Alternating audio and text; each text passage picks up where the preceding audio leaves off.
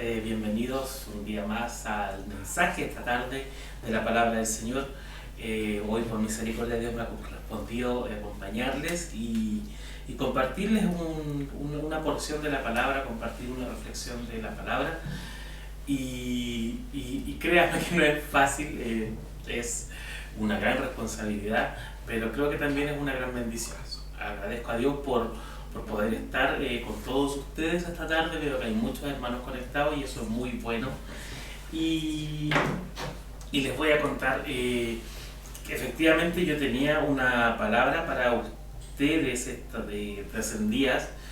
Estoy medio borroso, ¿cierto? Sí. Ahí me estoy dando cuenta. Bueno, así me ven menos, así que está bien, porque no se pierden de mucho.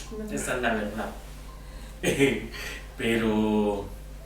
bueno, les voy a contar como anécdota de que el pastor me avisó esta semana de que me tocaba predicar y yo tenía una predicación completamente nada que ver a lo que estamos viviendo. De hecho, como nos comentaban Claudia y Camila, hemos vivido tiempos difíciles estas semanas, ¿cierto? Hemos vivido tiempos complejos, pero sin duda alguna creo que Dios en medio de todo está. Y como les digo, no tenía nada preparado en relación a eso, así que me tocó, como nunca en la vida, porque creo que nunca en la vida desde que predico lo he hecho, no tengo una gran predicación preparada, así como de paso uno, paso dos, no es lo mío. ¿Ahí? ¿No? Bueno, no importa, me ven borroso, total, ¿cuál es el problema? No creo que alguien se vaya a desconectar de la transmisión porque me ve borroso. Ya, si hacen eso, yo me voy a enojar mucho y me voy a vengar mañana en las clases. No. ¿Ahí se arregla o todavía no? ¿Me salgo y me entro? Díganme ustedes. No, dale. A ver. ¿Probemos ahora? Ahí sí. Ahí se reenfocó, por fin. Para todos los que me querían ver bien, muy bien, les agradezco. Hice cualquier tontería, me acerqué, me alejé, bueno, ya. Lo importante, como les dije, es que voy a compartirles algo de la palabra, pero tal vez no está tan estructurado, sino que son historias obviamente que yo creo que la mayoría conocemos, y si no, bueno, las vamos a conocer a grosso modo hoy, ¿ya? Porque la palabra es una gran fuente de inspiración, de consuelo, de fortaleza. La palabra nos brinda mucho alimento espiritual para nuestras vidas. Y en relación a lo que hemos estado viviendo estos últimos días, creo que han sido tiempos, como decía nuestro pastor, escribía el otro día en Facebook, en las redes sociales, han sido tiempos difíciles, de verdad que sí. Nosotros, hablo a título personal y a lo mejor de mi familia, sabíamos que la hermana María hace tiempo que venía enferma, ¿cierto? Estábamos conscientes de hace harto rato ya, de hecho, pero no estábamos preparados en el fondo para ese momento. Pero los designios del Señor son así y Él decidió llevarla con Él. Y ha sido un golpe fuerte, una persona a la cual conocemos de toda la vida. Yo personalmente la conozco desde que tengo 13 años, o sea, es mucho tiempo. Es una persona que ha estado toda mi vida junto a nosotros, y además como era ella, es aún más difícil olvidar, aún más difícil superar tal vez estos momentos, pero el Señor ahí nos da la fortaleza para continuar adelante. Pasa esto, la tuvimos que despedir, fue un tiempo difícil, a la vez hermoso porque pudimos homenajearla como se lo merecía, una verdadera hija del Señor. Y en la semana empezamos a caer enfermos.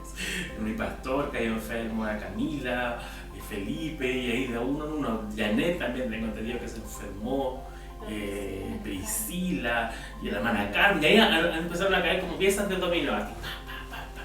Y más encima, para terminar de hacer la linda, el jueves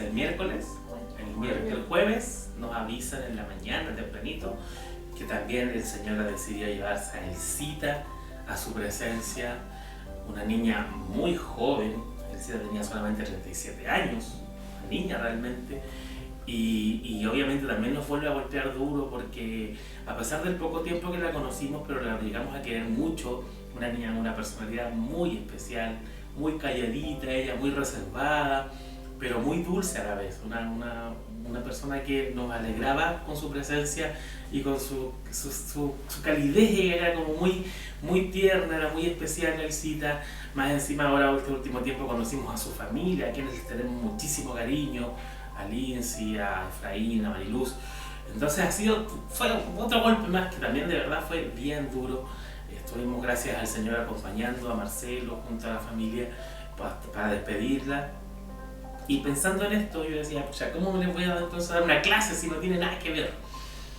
Así que me puse a pensar, y pensando una de las cosas más relevantes que tienen todos estos sucesos que nos han acontecido estas semanas, es el hecho de que a veces pensamos que no nos puede ir peor, ¿cierto? A veces pensamos que las cosas como que, pucha, o sea, esto está tan mal, ¿qué hacemos?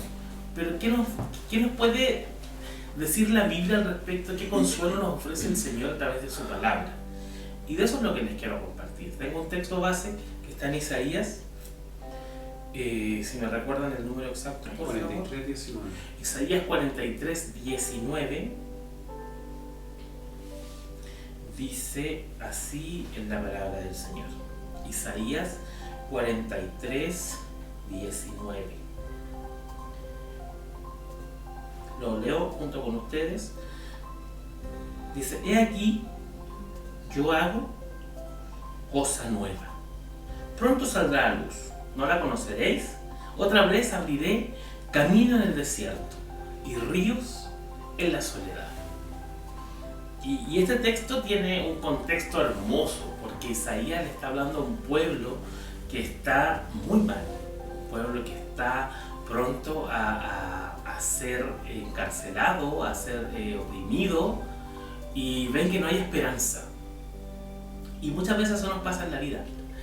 Estas situaciones que hemos vivido estas semanas nos quitan la esperanza, o vienen a intentar quitarnos la esperanza, vienen a quebrar nuestras emociones, vienen a hacernos sentir vulnerables, vienen a demostrarnos también lo frágiles que somos los seres humanos. Muchas veces nos pasa que nos creemos tanto, ¿cierto? Somos tan geniales, pero una enfermedad o una situación adversa como la que vivimos nos demuestran lo frágiles que somos. Hoy estamos y mañana no sabemos.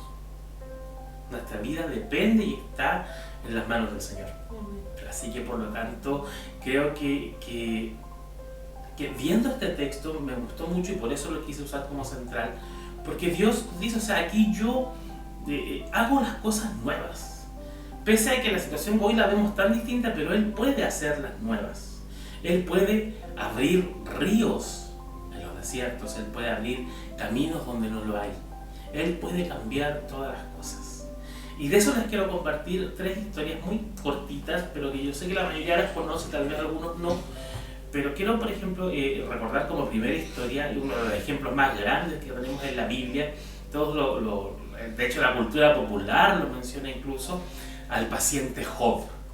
El libro de Job, si usted no lo ha leído nunca, léalo, es buenísimo. Es un libro poético, pero es muy hermoso. Hay una historia muy potente ahí. Anoche tuve la oportunidad de releerlo, me dediqué a releerlo para estar en contexto y encontrar cosas hermosas. Es un libro que exalta a Dios, que exalta incluso las sensaciones humanas de una forma muy hermosa. Y la historia es esta para los que no la conocen. Job es un hombre justo, piadoso, que vive en tierra de Uz. Se supone incluso, por los que estudian la Biblia, es el texto más antiguo que registra la Biblia. Sería el libro más viejo escrito en la Biblia. Y este libro nos cuenta la historia de este hombre justo, piadoso, que era un hombre muy bendecido, muy próspero. Tenía 7.000 ovejas, 3.000 cabras. Era un hombre con mucho ganado, camellos, vacas, asnos. Además de eso tenía 10 hijos, 7 hijos, 3 hijas. Y en un solo día llega toda la calamidad junta. ¿Por qué? Porque en el cielo, dice que en la hueste celestial apareció el acusador, diciendo, claro, Dios, Job es bueno y es justo, porque tú lo tienes bien, lo tienes resguardado, él está bien, pero toca sus cosas y veamos si te alaba o no te alaba. Y Dios lo permite. Y pasa esto, en un día vienen ejércitos y saqueadores de tierras lejanas y le roban todas las ovejas. No, perdón, le roban todos los bueyes y todos los camellos. Después, el siervo que llega a contar dice: yo solo soy el único que escapé para poder contarle esto. Y se robaron todo el ganado. Dice la Biblia, aún no estaba terminando de decir esto a ese siervo cuando llega otro siervo. Y le dice: Señor, cayó fuego del cielo y murieron todas las ovejas. Se quemaron todas, solamente yo alcancé a escapar para contarle esto. Aún no terminaba de este siervo cuando llega el otro. Y le dice: Señor, vino un viento norte del desierto, creo, y quebró las esquinas de la casa donde estaban tus hijos haciendo un banquete. Todos murieron. Solamente yo escapé para contarle la noticia. En un solo día Job lo pierde todo. Ovejas, ganado, riquezas y a sus hijos. Y Job, sin embargo, a pesar del dolor, porque si leemos el libro podemos ver que Job está dolido, pero en extremo, es un dolor que se entiende. Él dice: maldice el día que nació, dice que ojalá él nunca hubiera llegado, porque así lo estaría sufriendo lo que está sufriendo en ese minuto. Y Job sufre mucho, tal vez sufre más de lo que nosotros sufrimos. No estoy con esto desmereciendo el dolor, cada uno vive dolores en la vida distintos. Y ninguno es más que otro. Yo creo que me trae a la mente, cuando hablábamos la otra vez, de que mis tías competían quién tenía más dolores y más enfermedades. No se trata de eso, cada uno de nosotros vive distintas cosas en su vida. A lo mejor unos pasan unas situaciones como la familia de Elcita y Joana, que hoy están de duelo, pero hay otras personas que están enfermos, hay otras personas que están con otros problemas, y hay problemas, todos vivimos problemas. Y a veces pareciera que esos problemas son grandes, ¿cierto? Pero aquí la Biblia nos muestra el ejemplo de un hombre que vivió problemas increíblemente grandes. Y durante todo el libro, si usted lo lee, si quiere, hágalo como una tarea y léalo esta semana, aparecen tres amigos que, no conforme con que este pobre hombre ya perdió todo, más encima, dice en el capítulo 2, que nuevamente se juntaron las huestes celestiales y el diablo nuevamente con su maldad y ofensiva dice: claro, es que Job no ha renegado porque todavía no lo tocas a él, pero hazle algo a él y vas a ver si reniega. Y Dios lo permite nuevamente. Y no solo pierde todo, pierde a sus hijos, sino que además le viene una enfermedad a la piel, al punto de que tiene que tomar una teja para rascarse porque ya es insostenible. A tal nivel es insostenible que su mujer incluso se rebela contra Dios y dice: ¿sabes qué? Maldice a Dios y muérete de una vez, o sea, basta. Todo eso, sin embargo, Job no reniega de Dios, sino que Job sigue alabando a Dios y sigue diciendo que a pesar de todo el dolor que él tiene, lo único que él puede rescatar de todo eso es que no ha renegado de Dios. Y sus amigos empiezan a hablar, y algunos incluso tratan como de insinuar en su argumento de que Job es una persona que está siendo castigado por Dios. Que está siendo castigado. A lo mejor, ¿qué males hiciste que Dios te está mandando esto? Y Job se defiende, y ahí hay un coloquio hermoso entre ellos. Pero al final, son 42 capítulos, pero muy lindos, por cierto, y al final Job se da cuenta de algo. De que en un punto de toda esta historia, Dios habla. Y Dios le dice: ¿quién eres tú? ¿Dónde estabas tú cuando yo puse las estrellas en el firmamento? ¿Acaso tú puedes dominar los mares y los monstruos marinos que hay en él? ¿Quién eres tú, hombre? Porque tú eres hombre y yo soy Dios. Y Job entiende esta gran verdad y dice: Señor, de oída te había oído, pero hoy mis ojos pueden ver quién realmente eres tú. Y muchas veces el dolor y la tempestad y los problemas que vamos viviendo nos van a mostrar una faceta de la vida que muchas veces nosotros, yo sé que va a sonar súper duro lo que voy a decir, y no creo que sea lo que aplique en este caso puntual que estamos viviendo nosotros, pero sí aplica para otros casos. Y es que a veces solamente el dolor es lo que nos puede reenfocar y mostrarnos realmente dónde está Dios. Porque a veces vivimos unas vidas tan aceleradas, tan ensimismadas, estamos tan en la nuestra, por decirlo así, que nos desubicamos. Y pensamos que Dios tiene que sanarnos, que Dios tiene que ayudarnos, que Dios está a nuestro servicio Y no es así. Él es Dios. Él es quien hizo el firmamento. Él es quien dio vida a nuestras vidas, quien sopló vida en nuestra nariz y pudimos vivir. Por lo tanto, Él es Dios. Él tiene todo en su mano, en su plan y en su propósito. Y si Él decidió estas semanas que sus hijas tenían que estar con Él, es la mejor decisión, por más que nos duela. Nos duele. Pero como dijo el apóstol Pablo, nos duele, pero no somos como aquellos que no tienen esperanza, sino que tenemos la esperanza, que sabemos que el Señor por algo recogió a sus hijas, porque Él quiere que estén con Él y un día no muy lejano las veremos nuevamente. Así también las enfermedades, a veces, pero ¿por qué tiene que venir esta enfermedad y me siento tan mal? Pero ¿sabes? A veces en la enfermedad, como decía Camila antes, nos da tiempo para reflexionar, para meditar, para estar también tranquilos, para detenernos incluso muchas veces. Y Dios sabe por qué pasan las cosas. ¿Cuál es el punto? El punto es que como Job tenemos que entender que muchas veces a Dios lo escuchamos, pero no nos detenemos no nos detenemos a pensar que Él es nuestro Dios, que Él es Dios grande, fuerte, poderoso, soberano, absoluto. Y eso, sin duda alguna, es hermoso. Quiero también recordarles otra historia hermosa de la Biblia que tiene alguna similitud. Y es una de las historias que más me gustan, de hecho, a mí en la palabra. Yo siempre he tenido el sueño, yo me creo cineasta, soy un cineasta frustrado, pero mi sueño es hacer esa historia, pero puntual, así sin detalle, porque cuando la he visto siempre la cambian, la tergiversan, que es la historia de Ruth. Me encanta, pero no me gusta tanto por Ruth, sino que me gusta el enfoque que hay a través de Noemí. Noemí es una mujer israelita, ¿cierto? Casada, 2 hijos. Viene hambruna a su país y ella se tiene que ir. Se van con su esposo, se van con sus hijos a buscar nuevos rumbos, a buscar nueva suerte en otro lugar. Y llega a la tierra de Moab.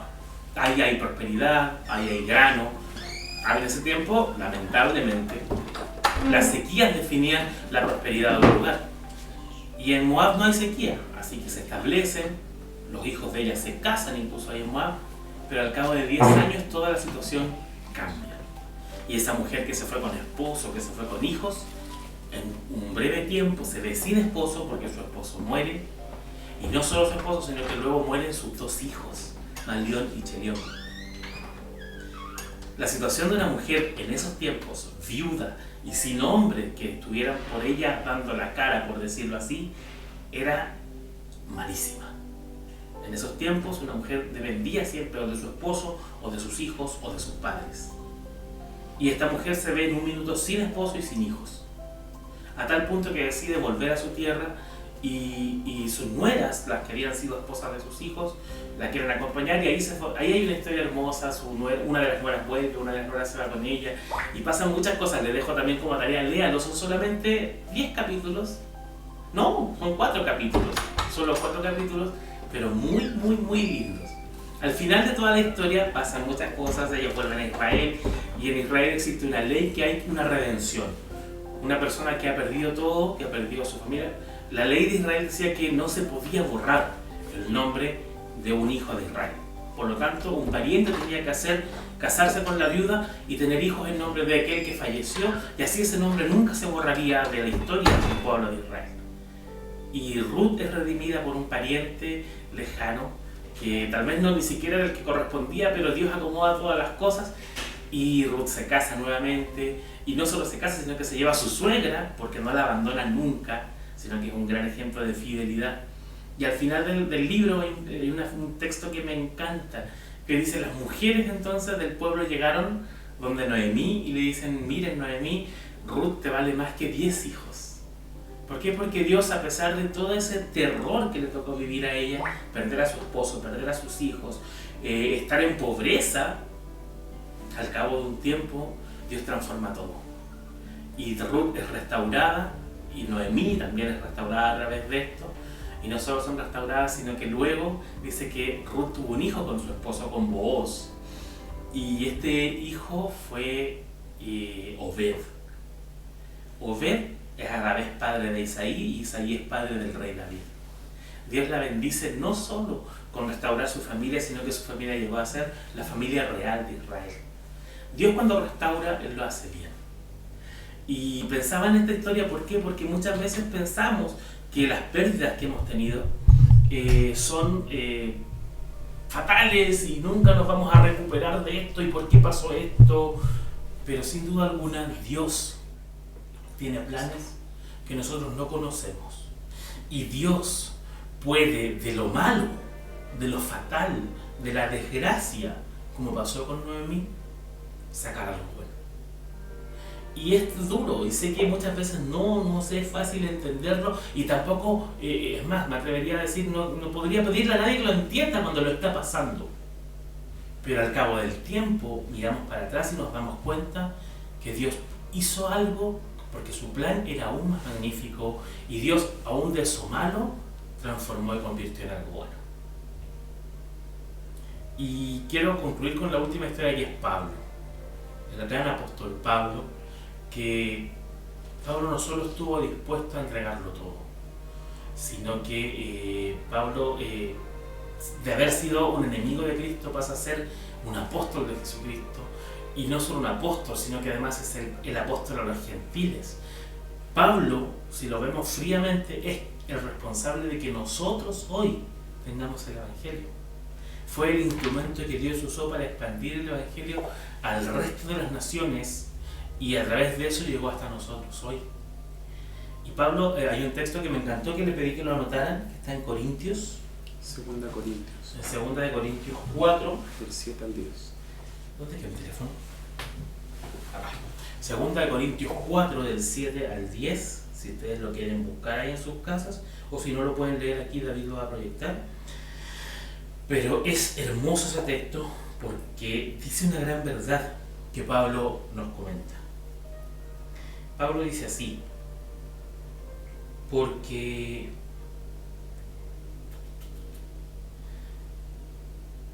¿cuál dijimos, perdón, David? 2 Corintios 4, del 7 al 10. Dice así.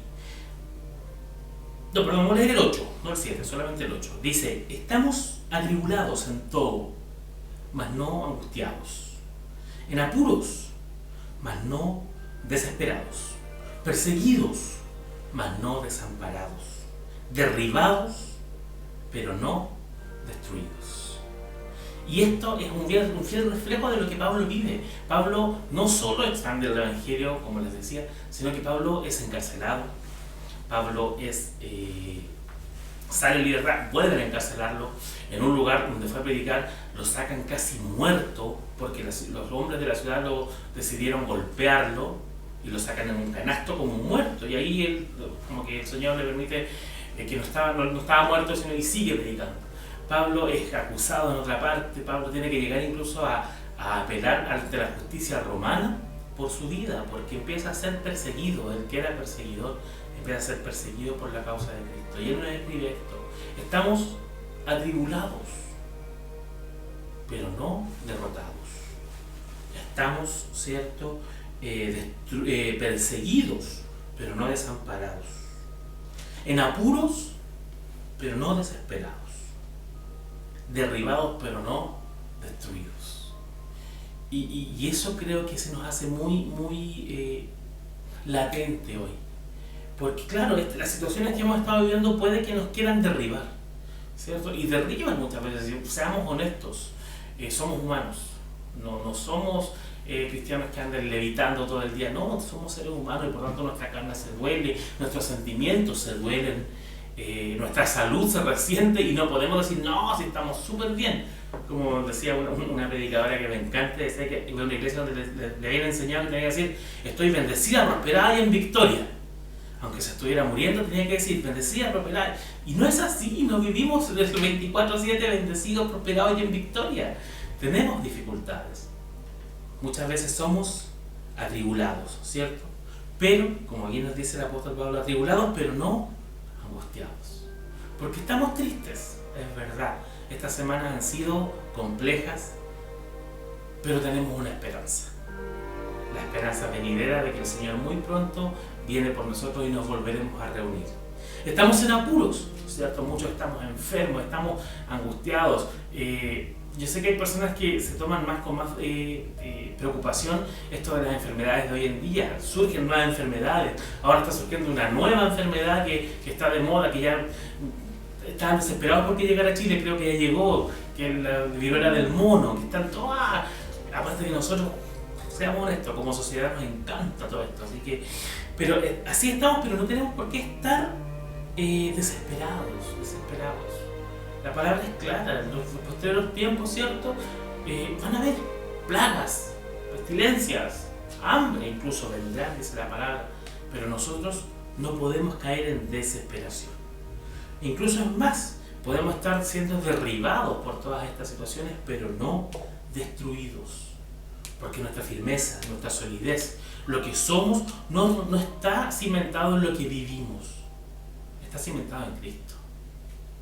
Y Cristo es el pilar fundamental, es la piedra angular, como dice Pedro, sobre lo cual se edifica todo lo demás. Y si Él es nuestra piedra, si Él es la roca en la que hemos construido, nada nos puede derribar. Pueden venir tempestades, porque la palabra dijo, el Señor dijo, en el mundo tendrán aflicciones. No es color de rosa el Evangelio, lamentablemente. Quisiéramos que sí, pero no lo es. Y tendremos aflicciones. Pero Jesús dijo, confía, yo he vencido al mundo. Por lo tanto, todas estas aflicciones que estamos pasando, todas estas penas que estamos viviendo, todas estas situaciones adversas que hemos podido vivir este último tiempo, no pueden ser mayores de lo que es nuestro Señor. Y quiero esta noche afirmarles en eso, quiero afirmarles de que a pesar de todo lo malo, Dios puede transformarlo todo. Y como decía Carla, ahí delante dio el clavo con su comentario, no sé si me lo pueden buscar, porque de verdad que me encantó, porque fue pero parecido, así como dije, gracias Dios, usaste a la Carla para confirmarme que lo que vamos a hablar hoy día es lo correcto. La Carlita escribía así, bendito sea Dios que nos permite estar bien y estables de salud, eso no nos impide alabarle. Todo lo malo, Dios lo transforma para bien. Todo lo malo, Dios lo transforma para bien. Y si hay un ejemplo aún más vívido y no bíblico tal vez, ¿cierto? Porque debo confesar públicamente que una de las cosas que me encantó la semana pasada de la predicación que nos compartía mi papá al hablar de mi hermana María, de esa mujer fantástica, es que pudimos claramente entender a través de la palabra que su vida fue un ejemplo para nosotros. Y si hay un ejemplo de vida para mí en lo personal que me demuestra que todo lo malo Dios lo puede transformar para bien, es la vida sin duda alguna de una persona que yo conozco muy de cerca. Un hombre que con menos de 30 años, con 27 años, quedó viudo, con 2 hijos, no con una buena situación. Y tal vez ese momento pudo haber sido duro, terrible, oscuro. Pero yo, a través de su vida y viendo para atrás, veo que Dios usa todo lo malo y lo convierte en bien. Dios es el que en el camino revierte las cosas, es quien pone lo que tiene que poner, pone a las personas indicadas en el camino y luego de muchos años uno puede mirar atrás y decir, Dios fue bueno. Dios cambió todo eso malo y eso terrible y lo transformó en algo bueno. Creo sin duda alguna que Dios tiene ese poder y que todo lo que hoy estamos viviendo, por duro que nos parezca, Dios tiene el poder para transformarlo y convertirlo en una bendición para nosotros. Yo miraba el domingo pasado y veía a la familia de mi hermana María y decía, ¿por qué no estuvieron cuando estaba ella? Pero Dios puede transformar lo malo, que es su partida, para algo bueno, para mostrarle a las personas que el Dios de María Cabrera, el Dios al que ella sirvió durante 30 años y más incluso, porque ella ya conocía al Señor de mucho antes, ese Dios puede transformar lo malo y transformarlo en algo bueno. Me gozaba de ver a su hija hoy con nosotros. Y Joana hoy es una líder en nuestra iglesia junto a su esposo. El Señor hizo cosas buenas. El Señor va a seguir haciendo cosas buenas. Sus nietos están ahí junto caminando, ahí están en la escuela bíblica de los niños, ellos participan. Emilio el otro día nos compartía incluso hasta una palabra al iniciar el culto. Y esas son cosas buenas. A lo mejor hoy estamos sufriendo una pérdida, estamos sufriendo un dolor, pero a pesar de ese dolor, todo lo que conlleva, Dios se va a encargar de que sea bueno. Y el ejemplo que nos dio ella, eso un día, sin duda alguna, es la semilla que va a germinar y va a producir una bendición en esa familia. Lo tengo más que claro. Lo mismo pasa con la familia de Marcelo. Yo sé que Dios va a dar la fortaleza y Dios nos va a mostrar el camino para seguir adelante. Y vamos a darnos cuenta después de que pese a todo lo malo, Dios va a sacar algo bueno de todo esto. Y eso es lo que les quería compartir esta tarde. Quiero que confiemos en el Señor. Yo sé que no es fácil. Sé que también cuando yo he estado en esos momentos difíciles, me ha sido difícil confiar en el Señor. Y uno ve como que está todo oscuro y no ve salida. Pero a través de las historias que yo les contaba hoy de la Biblia, a través de los ejemplos que Dios nos ha encargado de mostrarnos, Él nos dice, siempre voy a poner una salida. En el mismo libro de Job hay un texto hermoso que dice, Dios hace la herida, pero Él la cura. Dios nos va a dar la salida. Tal vez hay pérdidas que son irreparables y obviamente es algo que no va a cambiar. Pero como decía, nuestra esperanza está en Cristo. En Cristo tenemos esperanza de volver a vernos. En Cristo tenemos la esperanza y tenemos también el ejemplo que nos dejan de seguir adelante. En Cristo está todo lo que nosotros necesitamos para pararnos firmes y continuar adelante. Eso es lo que quería compartirles esta tarde, que el Señor nos bendiga, que el Señor pueda fortalecernos en este difícil tiempo. Yo sé que así será, yo sé que así está siendo de hecho. Creo fielmente de que Dios nos ha fortalecido, nos ha bendecido pese al dolor. Y sé que Él lo va a seguir haciendo, porque sus planes no cambian. Su bendición, lo que Él decretó un día para tu vida y para mi vida, no cambia. Hay circunstancias entre medio que nos hacen de repente, ¿qué? Nos hacen ver y pensar que el plan cambió.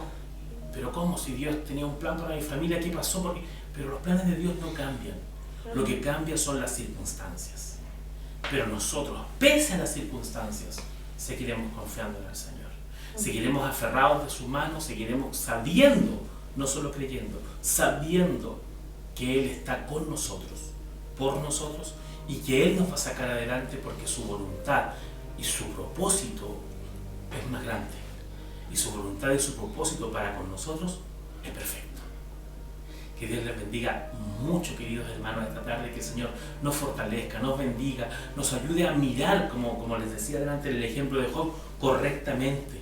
Porque a veces nos desenfocamos por los problemas que vienen y las situaciones ponen en duda nuestras convicciones. Hacen que nos desenfoquemos de ese blanco perfecto que dice Pablo, que es Cristo el Señor. Y a veces es entendible. Si Pedro, cuando iba caminando en el mar, al mirar para el lado se asustó y se hundió. Nosotros muchas veces nos pasa así. Pero no digo que no nos pueda pasar, nos pasa.